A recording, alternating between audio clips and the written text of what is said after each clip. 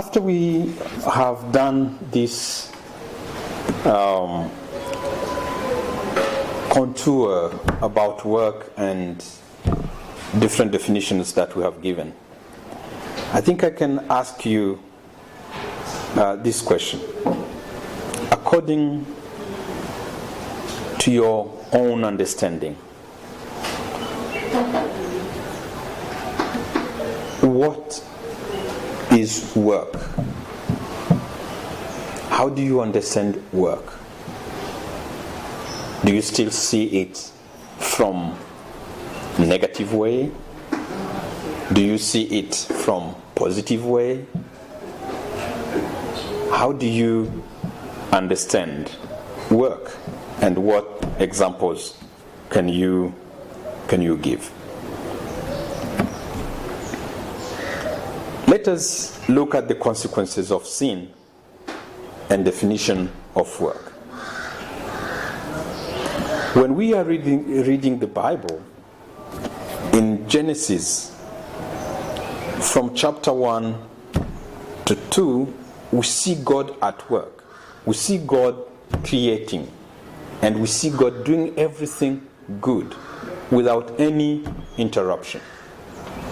But in chapter 3, when we are reading the Bible, we see sin coming into the good relationship between man and God, between God and man and the environment.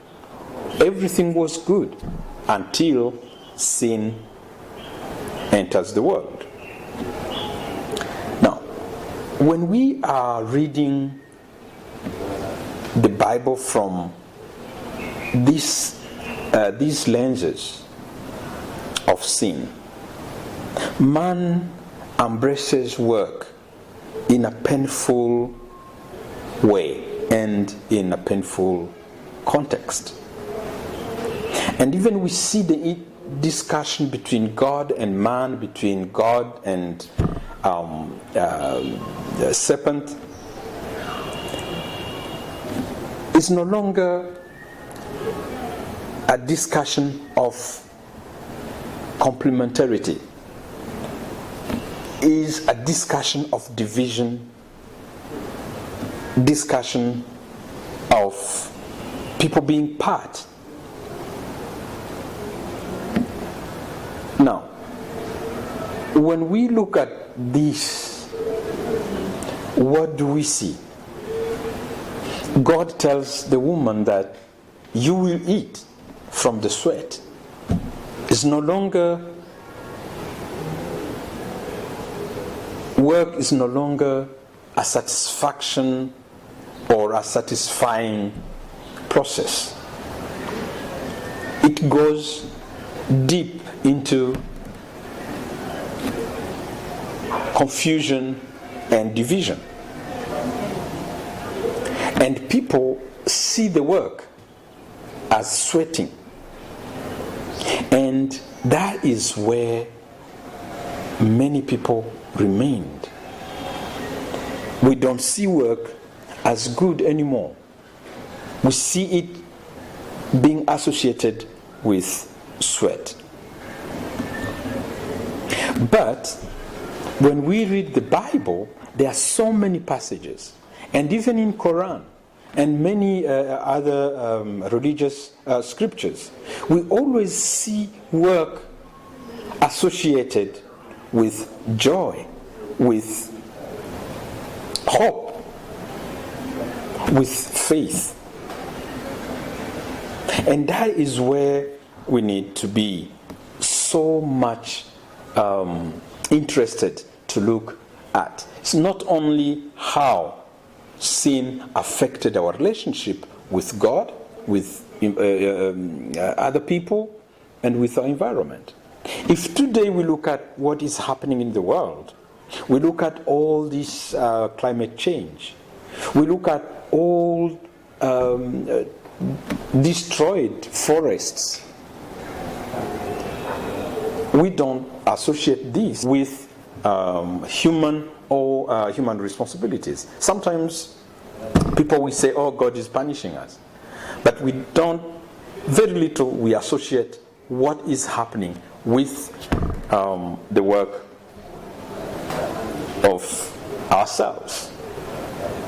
We need to learn how to interpret the work, even in this context of sin. Don't just look at it as a punishment. Don't look at it as a bad thing. But we also have to understand there is a responsibility of what we are living today. And each one of us has to look in himself or herself. How do you consider work associated with imperfection that you know yourself? So we were looking at work as something that has to be so much positive. Whenever we do work, we have to be positive. Whenever we do work, we have to be satisfied. And we have also to understand that work gives dignity to whoever is doing it. Now, probably we have to look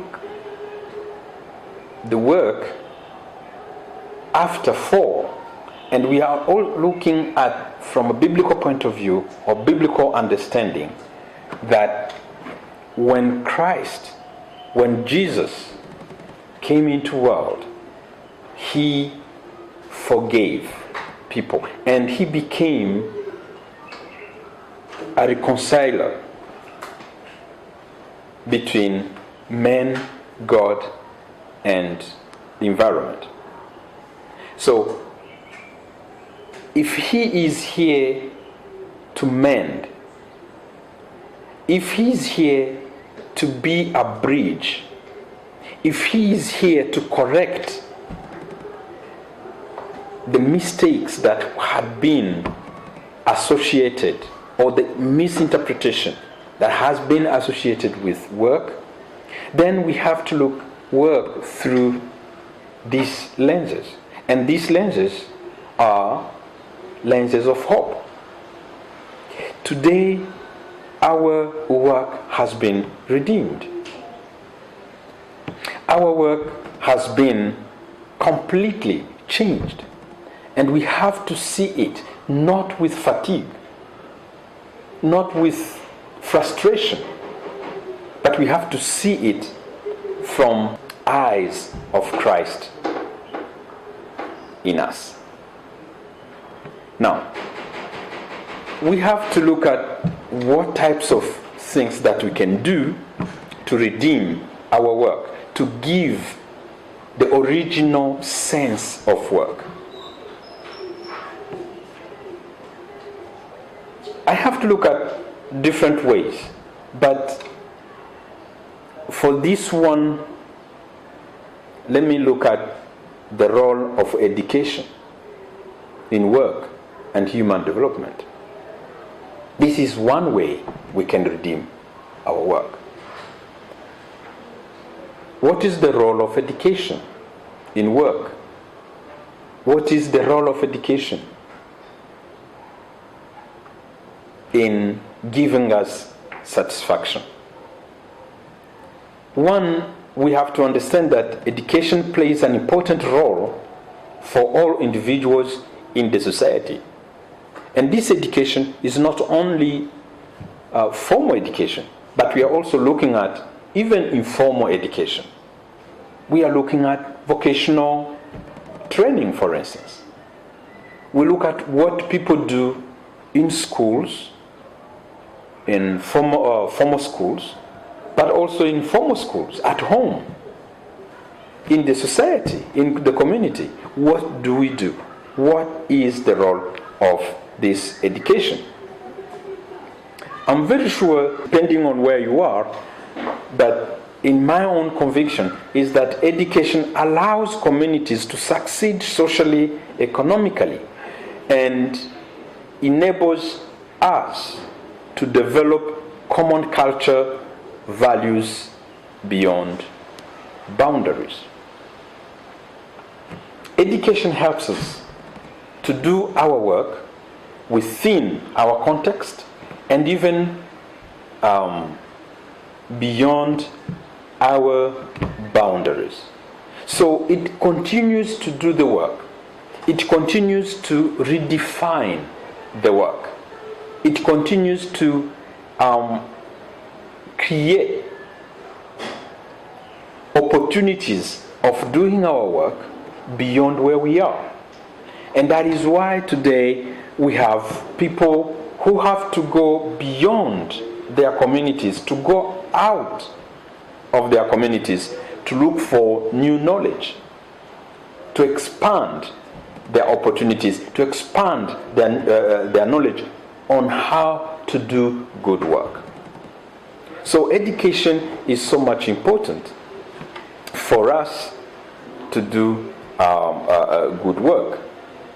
The other thing is that education strengthens national and world economic competitiveness. So through education, we can be competitive at home. We can also be competitive beyond our homes, because it gives us tools to do our jobs and to make our world a better place. That is why we can have, with this education and accumulation of knowledge, we are able to look for solutions to problems that we have, be it economic, be it health, and so on. So education is one way that we can actually do our work in a better way. Education also improves and transforms our cultures to fit new context. That is why today we are not only looking at ourselves as people who belong to this continent or to this country, but because education is helping us to open up our horizons, then we become citizens of the world. And then with the techniques that we have, with the talents that we have, with the skills that we have learned, then we can fit any context beyond where we live. And we have to also understand that it helps us to make, not only to fit and be able to live wherever we can, but it helps us also to make our world a better place for human and our environment. Now, how do we do that? We cannot do it unless we understand that the role of education is actually to help us. It's like a tool to help us do our work better in different places that we live, in different cultures that we can live in, and also help us to create new contexts, after all the problems, that we can rebuild our societies. And that is how the world was built, after First War and Second World Wars, because of work, because of education. People have been learned and also did their work correctly. Then they built their worlds. And I think this is one of the challenges we still have, especially in contexts where conflicts are still seen, that we need to work. We need to be one. We need to look at common interest. How do we do the work so that we can find our interests met and our needs met?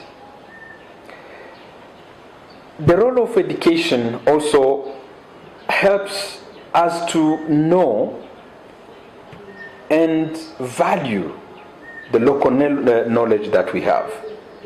In other words, you don't neglect the local knowledge or cultural education, which is part of your heritage. You can build on top of that, learn more from others, but don't neglect or don't lose the knowledge that you get from your parents, you get from your own country, you get from your own culture, because it is from that you can build on other things or other new knowledges that you get. Each culture has its own tradition and education system. The way we teach our children and we run our own businesses. So all those things, we need to redeem them. We need to give value to them. And that is how education can help us not only to build, human society globally, but we have to start by building it locally.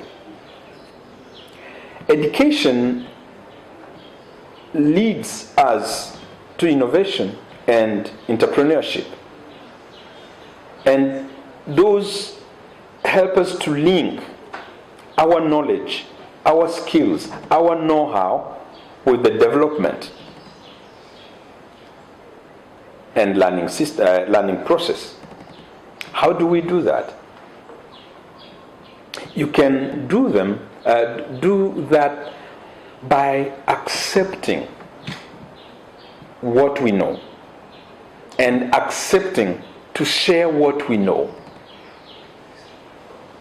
and accepting to practice all this together without neglecting the other.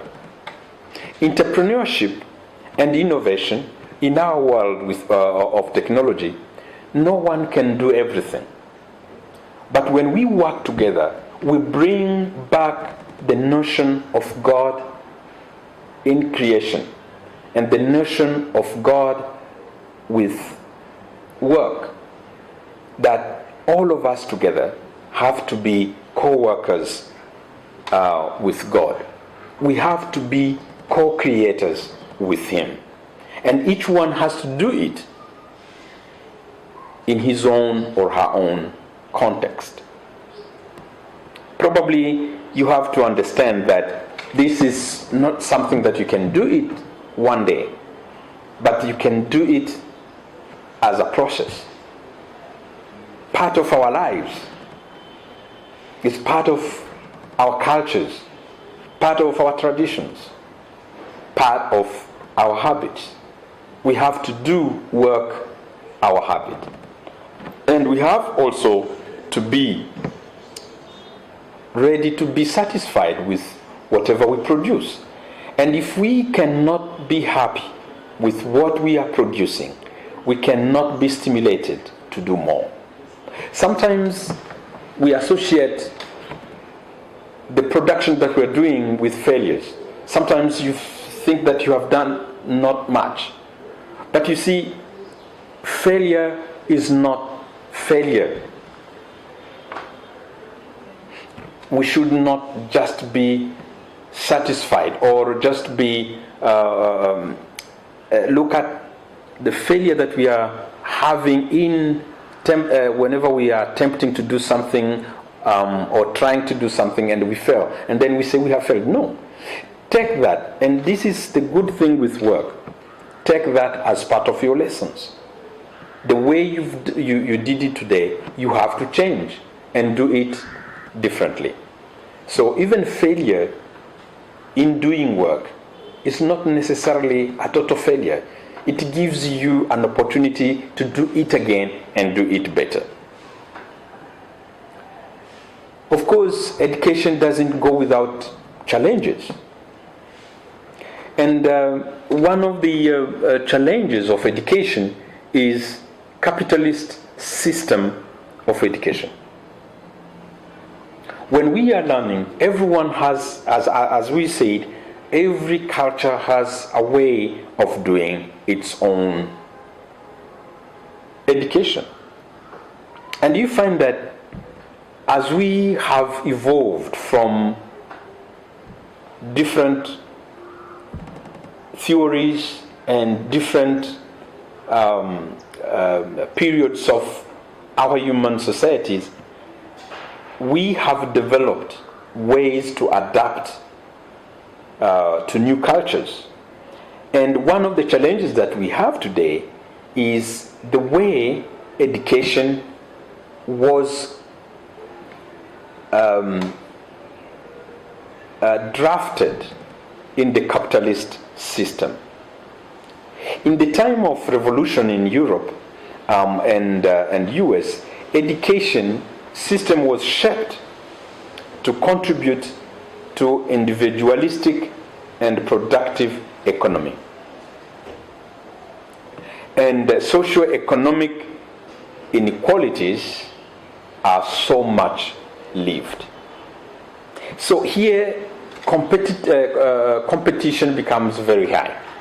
And the privatization of these systems becomes so much difficult for some. And you find that the world struggles to adapt itself. And you find it becomes so much expensive to study. Education becomes so much lucrative. And you find that people think that, okay, depending on what type of system that I'm going through, they look at how much money you are paying for that education, the better you are. But every system of education is important. But then we have to live with these challenges and see how people can adapt. The other problem or challenge that we have today is education system structures, which are social interactions that can be replicated in the environment or in the workplace. For this reason, education system becomes so much lucrative, and some families encounter problems to pay or to afford. Of course, the result is that education becomes, or we have inequalities in education and also in workplace or in opportunities. So education in our terms, or in our terms today, we look at even United Nations and its agencies. When they are talking of education for sustainable development, to empower people to change the way they think and the way they work towards a sustainable future. Now, even if we are looking at it from our United Nations point of view, we still see that there are some inequalities. But these are some of the ideals that we can go with. That we have to have an education that is sustainable. An education that can help us to build a sustainable future. With the world that we are living in, having a population of over 7 billion people, the limitation of access to natural resources, these are issues that we need to deal with. How can we be able to deliver appropriate education to all that can help us to be able to allow people to have equal access to resources, which can help us to understand that everyone can work and satisfy his or her own needs. But if I cannot do it by myself, I have to do it with you. I have to do it with someone else. I have to do it. We have to do it collectively. And if we do it collectively, then we can be able to satisfy all our needs. And then we come to the original meaning of our work. That work helps us to satisfy our minds, to satisfy our needs, spiritual needs, economic needs, and social needs. But we cannot do it unless we work together and understand that education can actually help us to reach there, especially when we give equal opportunities to each one of us. Now, let us look at how do we do it in our own terms with youth and entrepreneurship. How do we educate our children? How do we educate our youth today so that they can live positively? They can view work not only as a punishment, not only as a rare commodity, but as something that they can access everywhere. How do we help our youth to do work everywhere they are? How do we help our youth to understand that they are called to be workers, co-workers with God?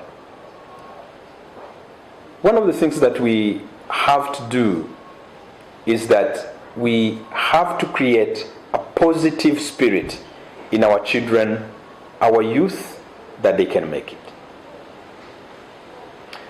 When we see work, many times we look at it as a difficult thing to do. We look at the sweat that that is associated with work. We look at all these challenges that we have talked.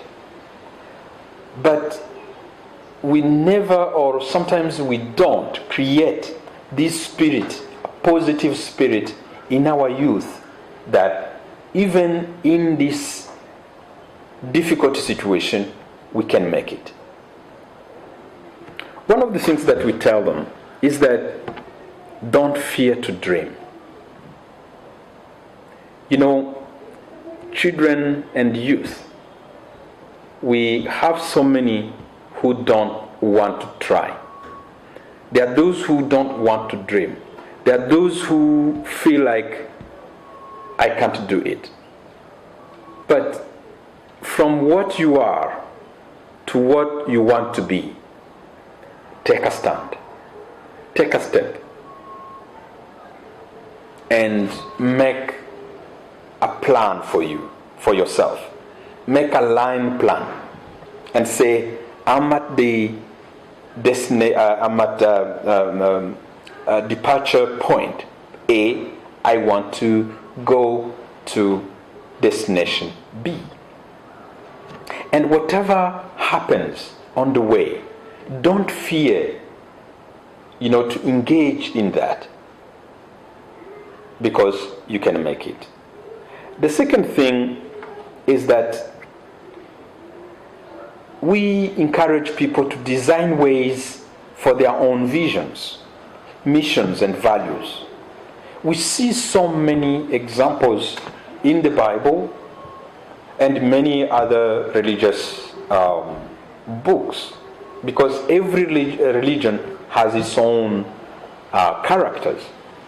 There are people that can be our models. But also, even in our world today, we have so many people who dreamed, who had visions, and who had missions, and who had values, and have made it. So we have to help our youth to design their own ways. How to reach their goals. A third thing that we have also to be encouraging people to do is to be familiar with their own audiences and communities. Where we are going to do work, we have to know our audience. We have to understand our communities. to do our work together, we have to know our targets. What are we going to do? What are we going to achieve? Yes, but what is the context in which I'm going to work in? The fourth thing that you have to do is we have to create our practical partnership in communities and workplace. These partnerships help us to understand that the success of one is also the success of all. If I'm being creative enough and I create a market, that market, unless I have people who can take whatever I'm producing, then I will not succeed. So we need one another. And we have to understand that even if I'm a producer, then I will definitely need the raw material. And I will also need consumers of my production. And now you see that value chain that we have to create. So that partnership is so much important in work. The fifth thing that we have also to look is that we have to be careful when we are selecting the first steps to take. Which first step that I will do? I may not be able to do everything in one night. But as a child learning how to walk, which first step I'm going to take? If I'm going to work, if I'm going to create a market, if I'm going to create something or do something, I need to know how to go about it. I need to know who shall I be in contact with. Whom am I going to talk to? What am I going to bring in the first place?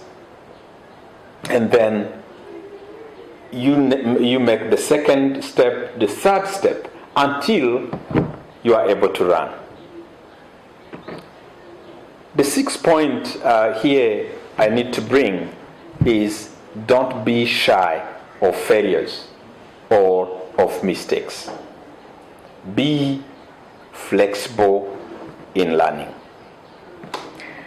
You know, young people are so much proud when it comes to learning and doing their work. Not everyone wants to fail, but this is also a normal passage. We go through that. So whenever it happens, don't be discouraged, but be flexible. Be able to learn, even in your failures. Be able to learn that here I have failed. Probably I have not done the good steps that I should have done. Probably my vision, probably my plans, probably my audience. I didn't choose my audience correctly. So you go through all different steps that you have made, and you do it again. And when you are doing it once more, then you do it correctly. So these are things that we need to learn as we are taking on our work and the meaning of work. We are working with God, we are working with our governments, we are working with our communities, we are working as a team. And this is what God wants us to do. He doesn't want to see us working as individuals, but working as a team. And if we work as a team, then every piece becomes part of bigger picture. And if you miss that piece, then you are incomplete. So we become complete. Our joy becomes complete. Our faith becomes complete when we work together. And this is what God is calling us to do through our work and through our calling. Thank you.